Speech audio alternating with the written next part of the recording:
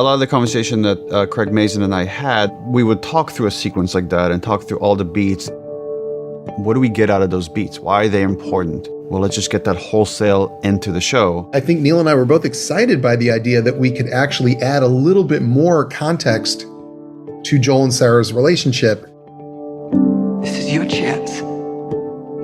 You keep her alive. So with the show, we could say, okay, what's important in the sequence was like, well, we want to show the bonds of the family. Are there more ways of showing that we couldn't in the game? Because we could take more time, like, let's show them waking up, let's show them having breakfast, Sarah going to school, Sarah going to get her dad's watch fixed. We shared a lot of the concept art from the original game and the remake with them, and they used a lot of it very faithfully to make the fans that were playing the game feel like they were being true to the material. If you don't think there's hope for the world, why bother going on?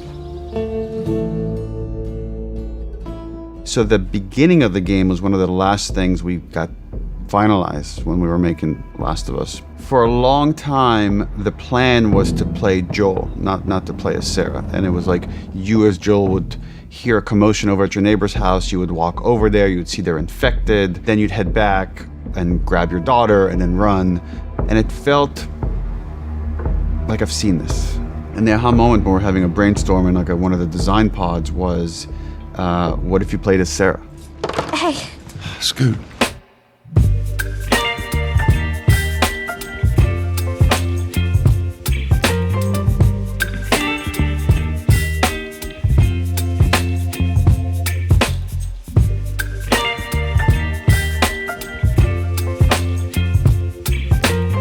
I'm playing in a back broken watch. You like it? And then when things change, when things go bad. Dad? Daddy? The fact that you're seeing it through like a very innocent child made everything creepier, scarier. You in here? Quiet sounds mixed with the TV was loud. There seems to be some commotion. We went to the window, the explosion shook the room. Oh, God. Everything was there to create this kind of uneasy tension. These kind of elements of like something is off until Joel comes in and then has to shoot his own neighbor. Jimmy, just stay back! Jimmy, I am warning you! Where the hell you been? You have any idea what's going on out there? I got some notion. Once you get into the car, you have tension being raised by police cars coming through with all the lights spinning around. The view is very claustrophobic. Things are just very close to you. Army's put up roadblocks on the highway.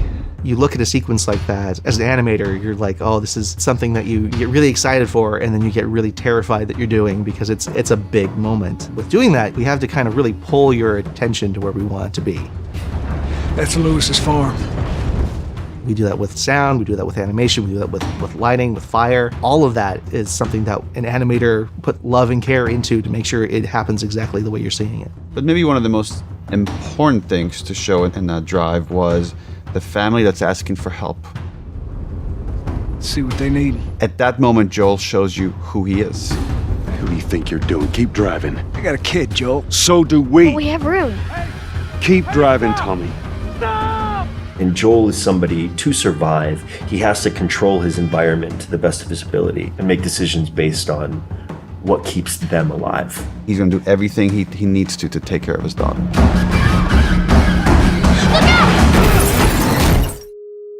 I think about the entire soundscape. Everything after the car crash switches from Sarah's perspective to Joel's perspective, because then it's a father trying to save his kid.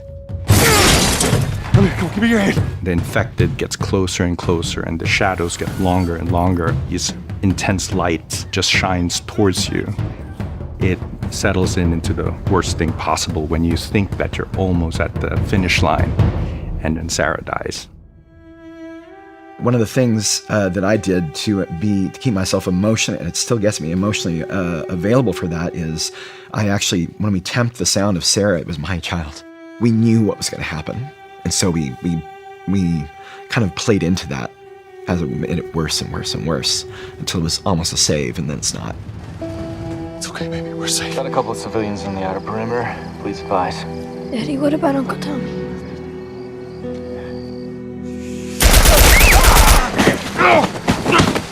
The choices we made were authentic, right? We didn't want to stray away. We wanted to make it grounded. Sarah. Move your hands, baby. I know, baby. I know.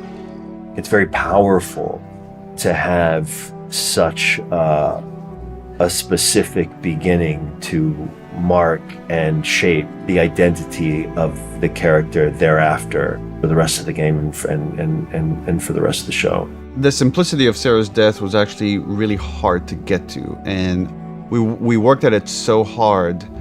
And Hannah Hayes, who played Sarah, did such a fantastic job. She was so believable as like a child dying. I remember that we had a few crew members that walked off set. They felt it was too much to watch that happen multiple times. We have great actors. Pedro and Nico just do this heartbreaking job. I love the game version and I love this version. They live equally in my heart. Sarah.